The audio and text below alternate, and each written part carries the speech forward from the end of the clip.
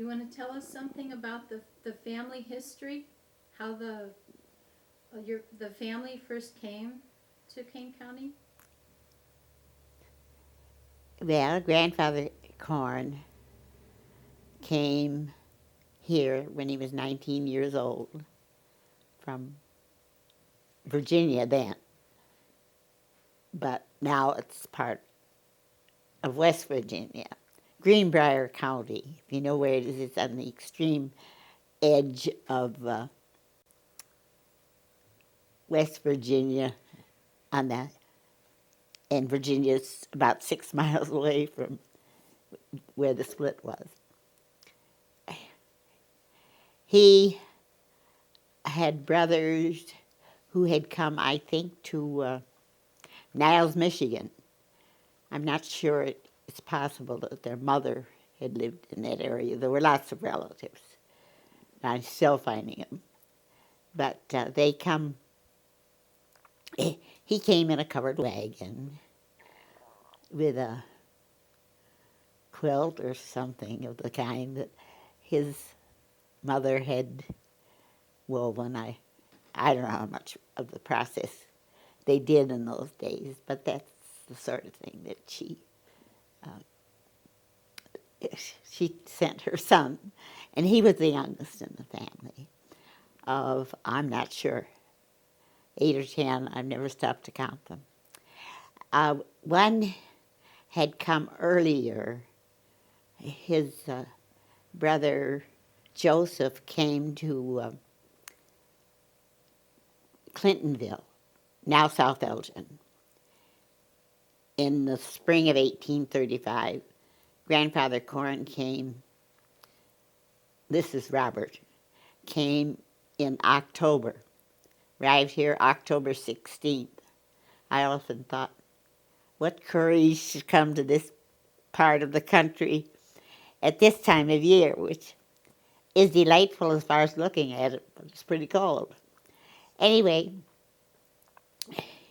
he brought with him Joseph's wife to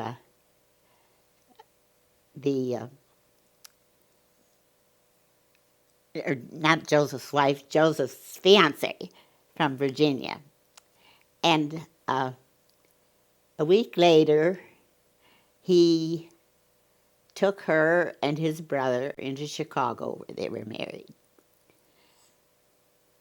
They had a family of 6, I think there were 6 boys, and 1 girl. And of that family, only the girls survived.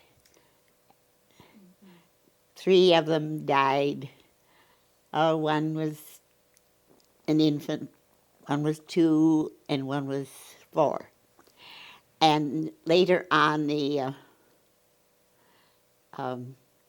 one died in the Civil War, and the other died, I'm not sure, but apparently he had suffered from ill health.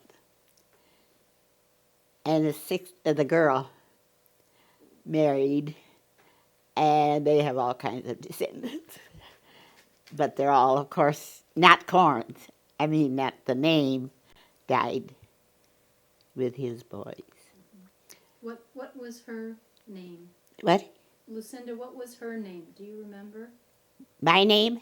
The girl. Oh, Cornelia. What was it again? But Cornelia. But she was Joseph's wife. Robert Corron, as I say, was 19 when he came, and he didn't marry until 1840, I think it was. And he married Mariah Eddy, and her family lived to the south, but in this area. And they, I don't know if you want to hurry through this or if you want to take time on it or what, they had we talk about Aunt Addie, and she was the oldest of the family. And apparently she wrote an awful lot of letters, because we have a lot of letters with very little education.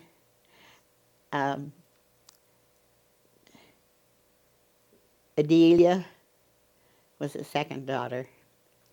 Hope I can remember them. I should have brought my book along, just in case. But anyway, they had a boy, Edison, and they had 2 more daughters, Mary and Addie never married.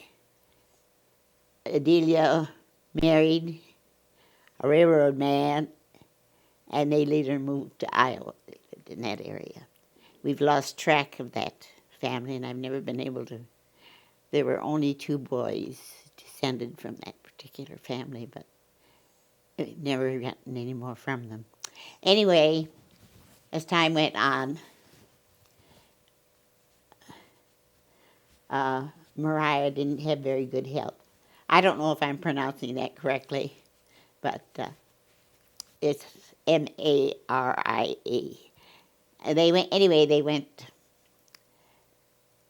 They had this family, and well, we have deeds to the farm that were dated in 1804 and 1845, 44 and 45. And they were, that was when they put the deeds on sale and you went into Chicago, and I got them. We have those in the bank. We have a copy of it here if you want to see it. And she had poor health, and some of her letters tell of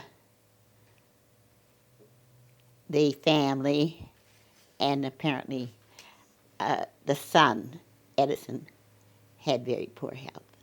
And he died just after she did. I think she died about 1870, and I think he died the next year. Anyway, after her death, he married Barbara Thompson. She was also from Greenbrier County, but she was born after Grandpa Corron left there. And so she had been a school teacher. The little schoolhouse down on, it has been restored 3 or 4 times, and some vandalism always occurred. But it's on the Burlington and Wasco Road, if you know what I mean. And she taught there for a time. Everybody was related to everybody else. And I'm not sure how the Thompsons related to the Tuckers.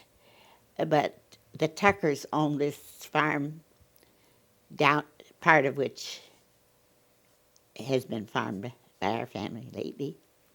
But it's, they had,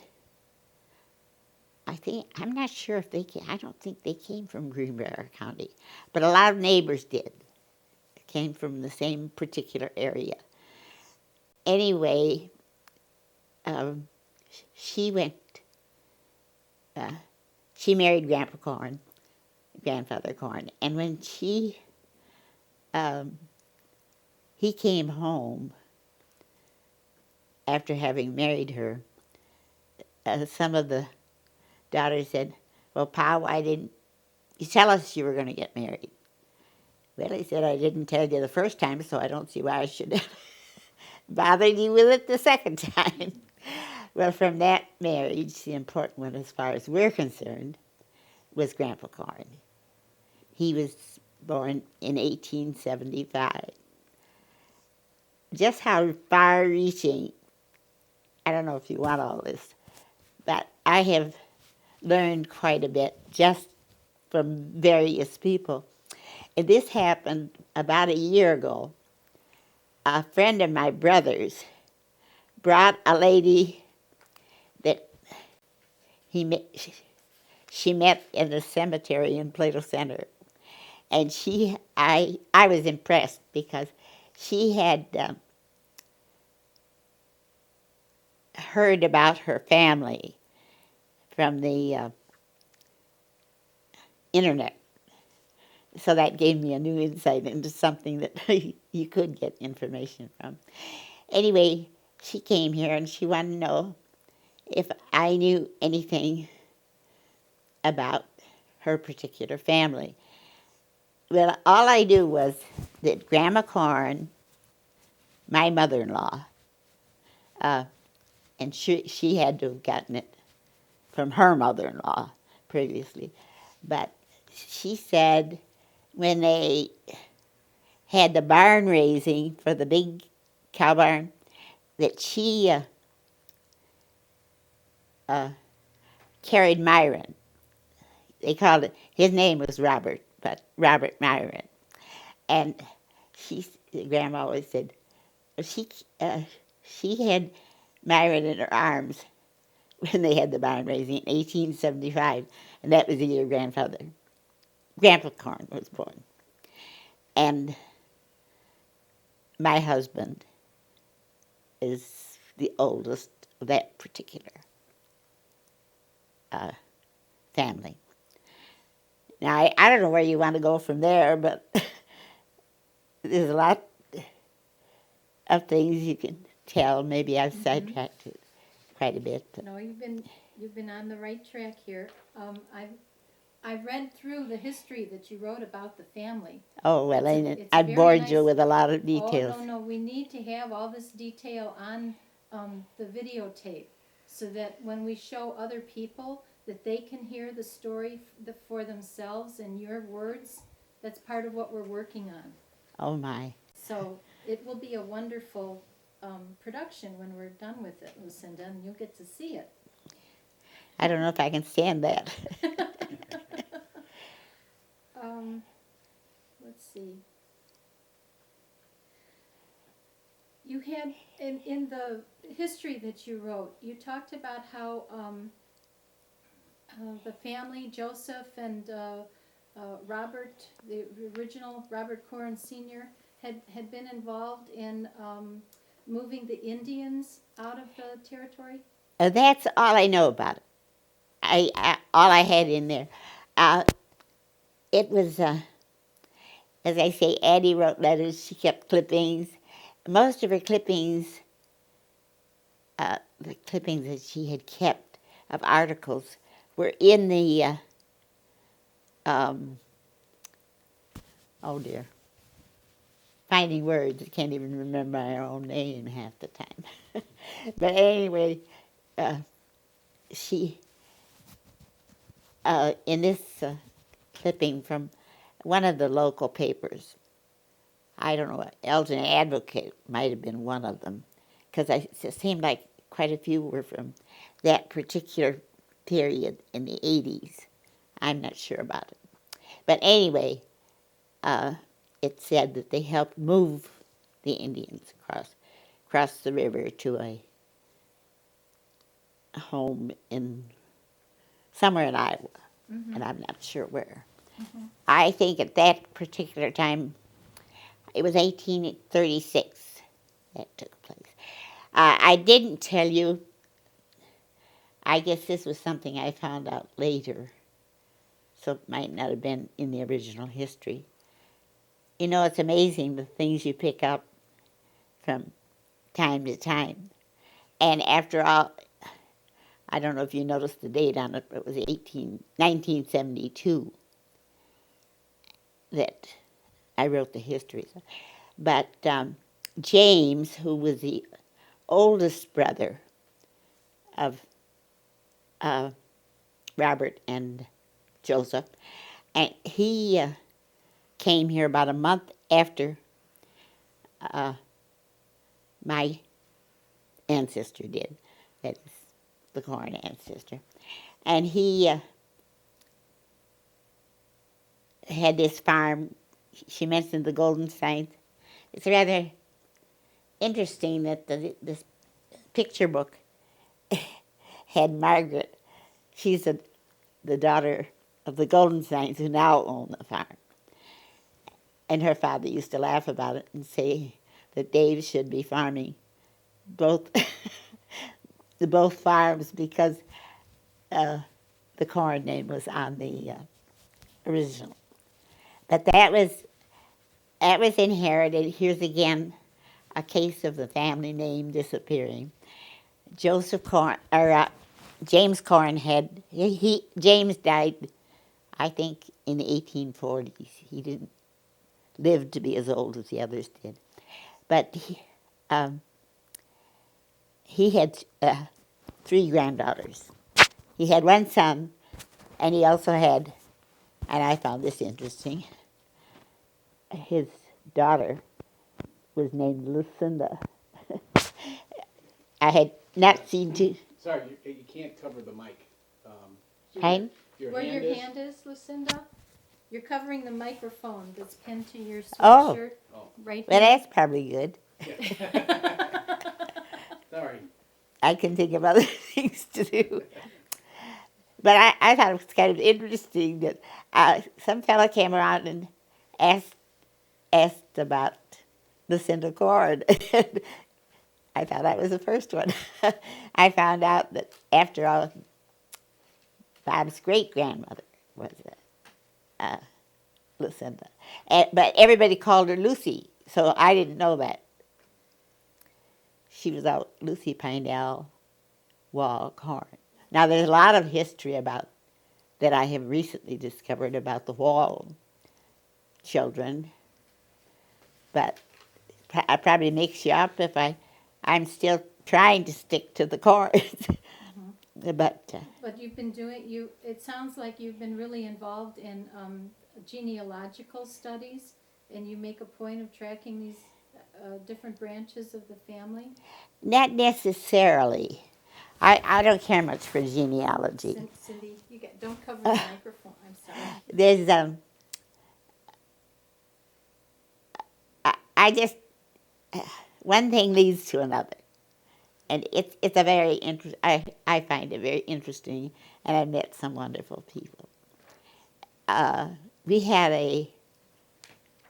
this is very modern history, but my husband's brother was still living. He died shortly after that, but he was a lot younger than Bob. He was born in, I think he was in high school. Your husband's father. You're talking about Cal? Cal. And we had this family thing, and a relative we had met came from West Virginia, Charleston, and he was interesting. He has been back to see me 2 or 3 times. He's still living, and his mother was a sister of, his ancestor, I should say, because I don't know how many generations it goes back. But I find everything's going back more generations now than I like to think. But he is descended from the same branch. But now I've also recently had contact with descendants of the Walls. There were 2 children by that name. And Lucy's first husband was killed in they were building a log cabin, and the axe head flew off, and he was killed with that. So, and then he married a Corron. That is, she married a Corron, I should say. And interestingly enough, this really gets confusing, but her daughter married the younger brother of John G. Corron. John G. Corron was Bob's ancestor, and so that all kind of confuses you. In fact, it confused us so much that in 1972, I think it was, after we had written the history, I said to Bob, let's go down to Greenbrier County and see if we can find out anything. Well, we got a telephone book there and found Corrons. So naturally, we got in touch. And but I never found out. They didn't know how they were connected, and we didn't. But I have since found out that they were connected to the Corrons through this brother, and they had an Uncle Joseph in their family. They talked about Uncle Joseph's farm, and it's kind of confusing and interesting, but it's what keeps you looking, I guess. I don't know where I was in the history of the family. I guess I mentioned. Then on the other side, a sister came here. Rachel, let's see, married an Amy. I think his name was Jacob. And they had, like everybody else, fairly big family. I'm not sure of all their family because I've never done any real genealogy on them. But the two that were important to the Corron history, at least I found them so, were letters I found from Hiram, who worked for the Chicago Fire Department and wrote us a letter after the Chicago fire. And I don't know where I get that us stuff. I wasn't here. But I found that letter fascinating. I always remember finding it and reading it, thinking, oh, he started it with saying, well, you've all read and heard about the great fire we've had here. And I won't bore you with details. And I kept saying to Bob, I wish he'd bore us. But as he went on, then he talked more about the fire, too. Well, after all, it was his life. And his younger brother, Myron Corron, wrote the Civil War letters that we have. Mm-hmm. He was with, went through the South and went with, can't think of his name now. Sherman. Sherman's March to the Sea. And Myron was, I found a detail of this in a history that Myron Corron, this is Myron Amick, who had written these letters. And it seems like everybody who came here left something in the house that you could use. It helped. And this is a history of I think it's the 36th Regiment of the Civil War. And it tells about all the parts of the country they went through. And he was with the cavalry. Also, I can show it to you, maybe you'd like a picture of it, of the letter that we have that shows places that they had fought in. I think we have a letter from Rolla and we have one from Murfreesboro. I'm not sure where they all are. But anyway. Could we jump back to maybe the building of the house here? Could you talk about that a little bit? That was in 1850. We had a log cabin. I think it's down by the horse barn, where the horse barn used to stand. And I remember this happened. I'm getting very personal, but we had a log cabin in our woods when we were kids. I don't really remember it. My sister remembers much more of it than I do, but she doesn't do very much with history, and so it's a little hard to get much from her. But she, I remembered when I was in 6th or 7th grade, we had a school teacher that was a neighbor. And I remember her saying to me, because I read a lot, she said, Lucinda, why did your father get rid of that log cabin? Well, anybody else couldn't say anything about my dad. Of course, I could say it. but the fact that she said this in front of a bunch of kids bothered me. Well, I went home and I asked my father why he got rid of the log cabin. Well, he said, we were pretty hard up. Elizabeth, I had a sister who was blind. Elizabeth needed quite a bit in the way of medical work. And so he said we were just hard up and we couldn't afford to fix it up. He said the log cabin had reached the point where it was falling apart and it was better to take it down than to just let it deteriorate because it would have cost so much to have fixed it up. So they didn't do it. Well, years later, when I asked Grandpa Corron why they took the log cabin down, he gave me pretty much the same answer. They didn't have the money.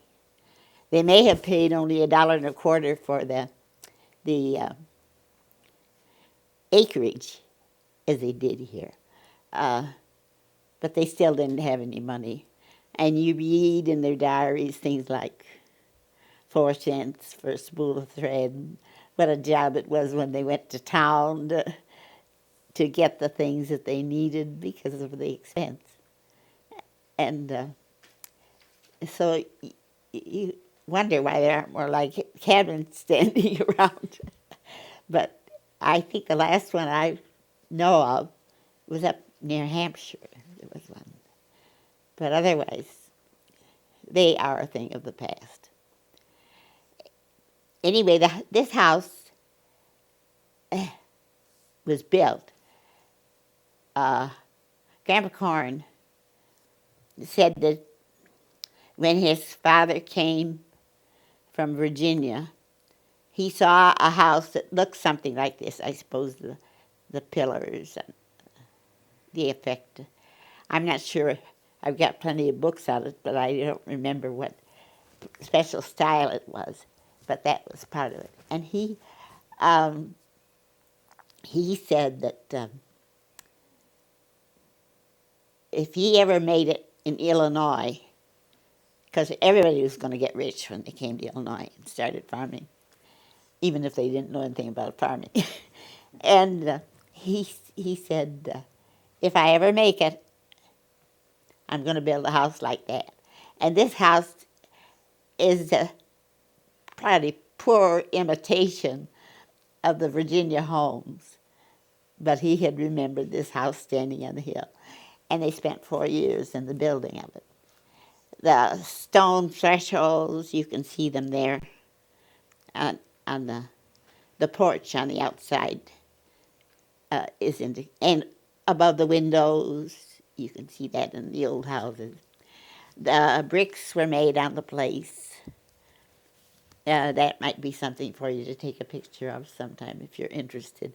But the bricks on the porch was added on in 1925 when Cal was a baby. They enclosed the porch. That porch, not this one.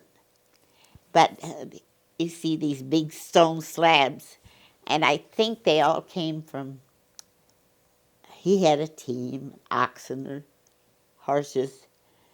By 1850, he probably had horses. I don't think the oxen were used. I don't know that much about it, but anyway, he came here with oxen. But I think that that may have been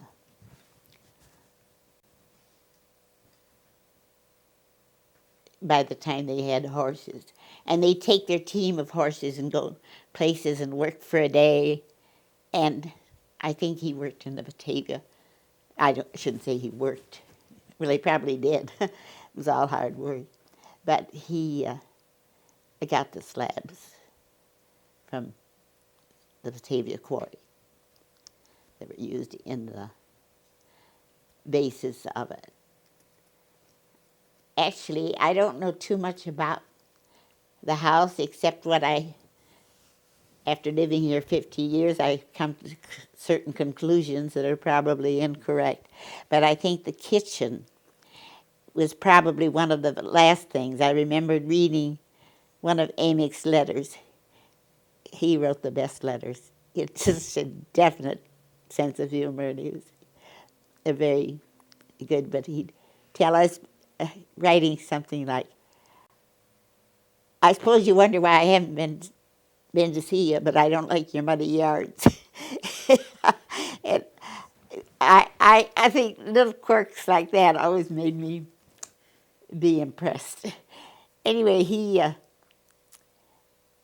I think that grandfather Corron probably thought, if you noticed when you came in the house, did you notice the window in the kitchen? Well, there's a window. Did you happen to notice it? There's a window right next to it. And you can see on the other side another window, where a window was. Now it's a pantry. And changes have been made on the inside. But other than the outside, the only thing that's changed is the enclosure of this porch over here.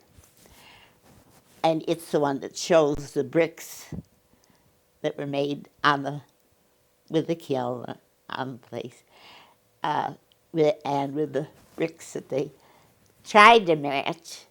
I think Grandpa Corron said they had to see that was done in his day. And my husband remembered what a big thing it was when they enclosed the porch. I wish he were here to tell you these things, but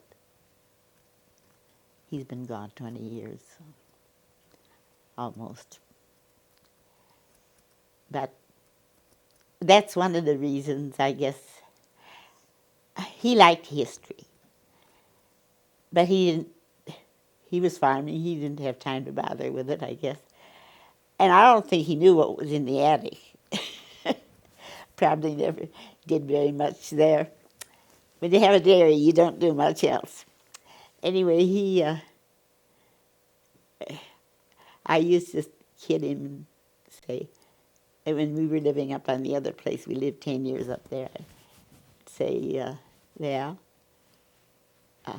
we're just camping out till we can go back to the homestead. And that's the way he felt about the house. And everything about the farm.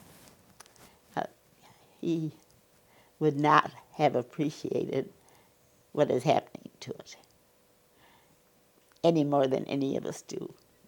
None of us really wanted to give up. But I've outlived my usefulness anyway, so it isn't so bad for me. But Dave especially, I feel sorry about, because he really liked the farm and didn't go on to college. So anyway, No. that's enough personal history. There have been 4 to 5 generations that have grown up on this farm. Well, let's see. Grandfather Corron had the one. Grandpa Corron had Bob and Flora and Cal, the 3. And Bob and I have had, but we didn't live, the kids were all born when we were living down there. Grandma Corron died very suddenly, and Grandpa lived 7 years after she did. He was quite a bit older than she was too, but he was just a dear, sweet man, just a wonderful person. And I'm sure he was very quiet, and he was like my father. You'd ask him questions about things of history, and I did ask Grandpa a lot. I didn't delve into it till after he passed away, because he was pretty choice about things that he didn't want anybody nosing around or doing things. And I'm sure he would object to my shooting off my mouth about all this. But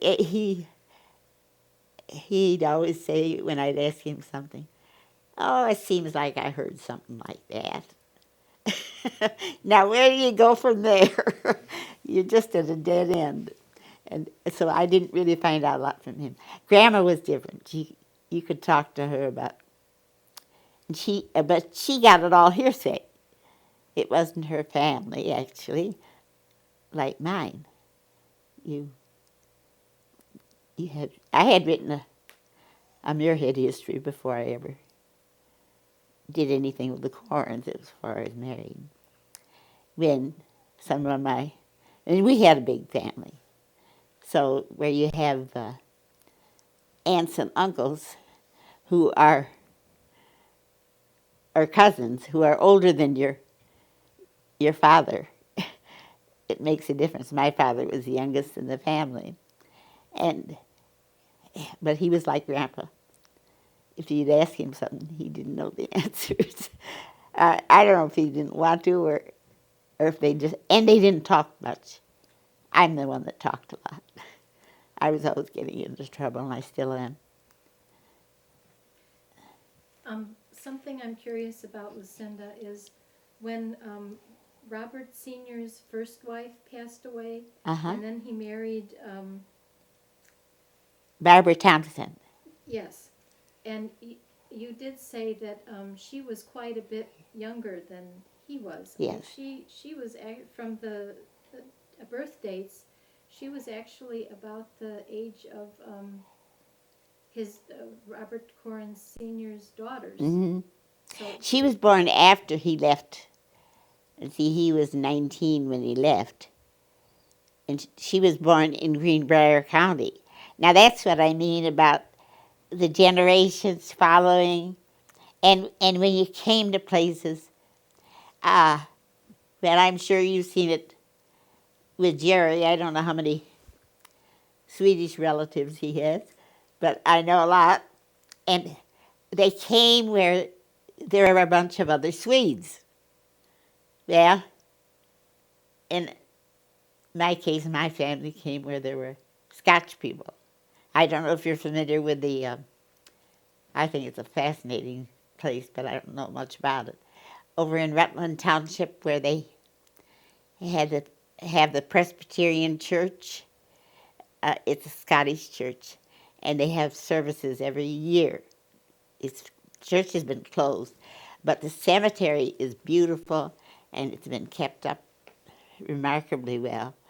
So if you're ever out just for a ride, look it up. I think it has a white fence around, and it's on I believe Highland Avenue, but it's way out in the country.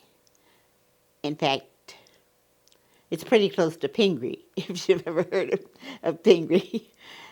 But you have to go roundabout to get there. Anyway, that's aside from Corron history, but it is an indication of how people went where they knew someone. Now, the Corrons, for some reason, and I think it was on the Pinell side of the family, went to Niles, Michigan.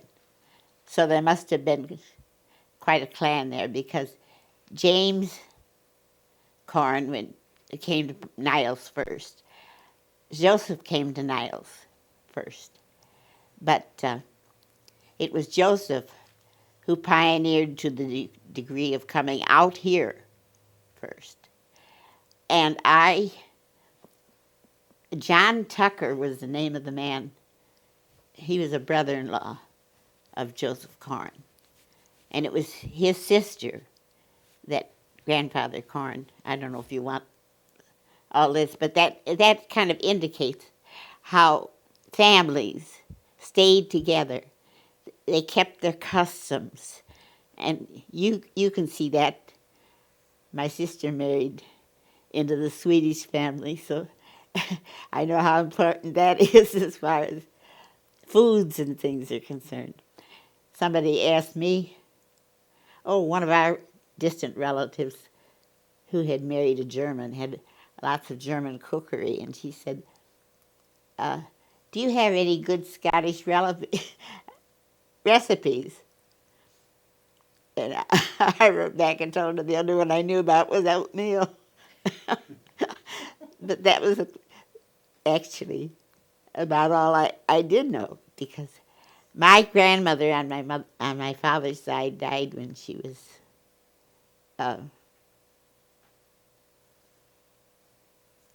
in her early 50s. And she, and on my the Richmond side, my grandmother was a Yankee. So I think most of the things in cookery that my mother learned, she learned from her mother. And so you see, we didn't really have the Scottish heritage. There were two mothers, and this is so often the case, two mothers in the family, where you have big families, but you may have a big one to start with, and you end up with a bigger one, as my folks did, or my grandparents did. But I don't know, I guess I'm just kind of fascinated by the past and all the things how things happened. You know, we talk about the courage of our ancestors and so on. I actually don't think it was courage. I don't think they knew what they were getting into. I know it took courage after they got here, but I don't think they had any realization of what they were facing. I certainly wouldn't. I have trouble realizing it now as I think back of what has changed in the last century. What are what are some of the changes in the last century that maybe like 3 or 5 of the major changes that you've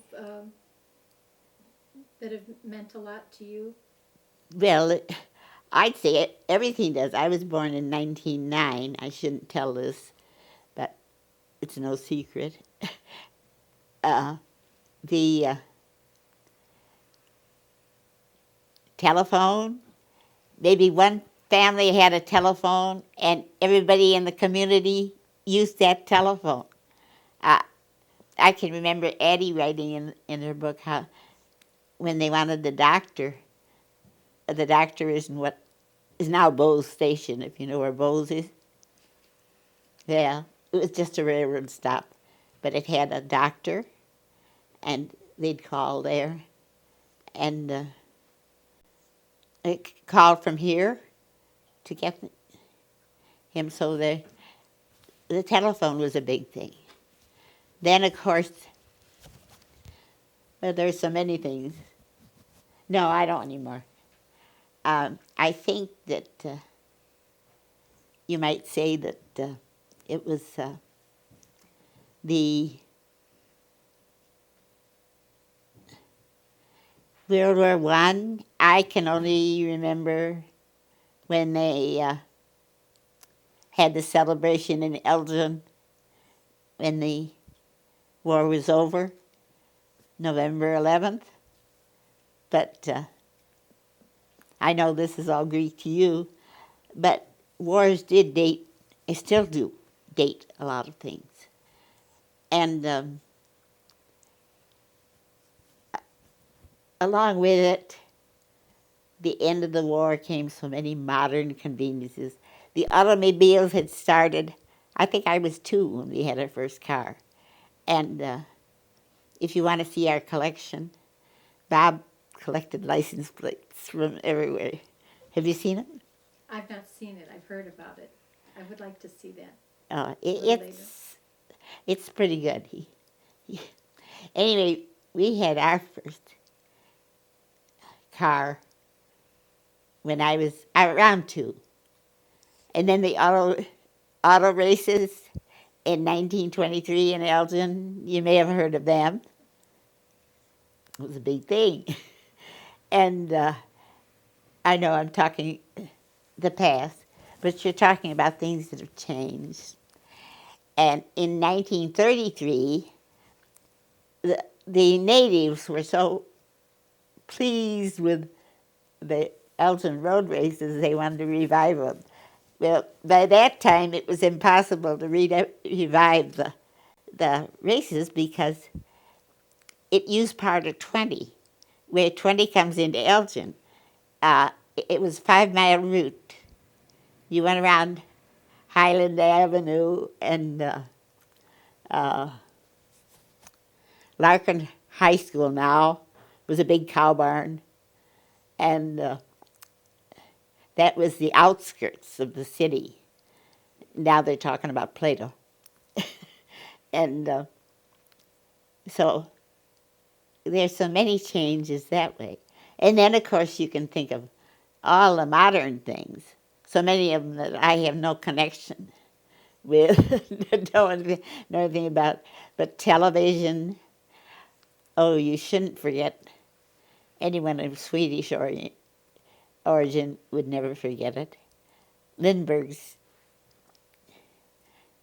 flight, because after all, although they had had airplanes and motorized vehicles in World War I, it wasn't until he made that flight across the Atlantic that airplanes came into their own. And now, of course, we've gone through to the moon. And when you think of all the things we've seen, it's kind of amazing. What other things have you seen? That's a good, I need to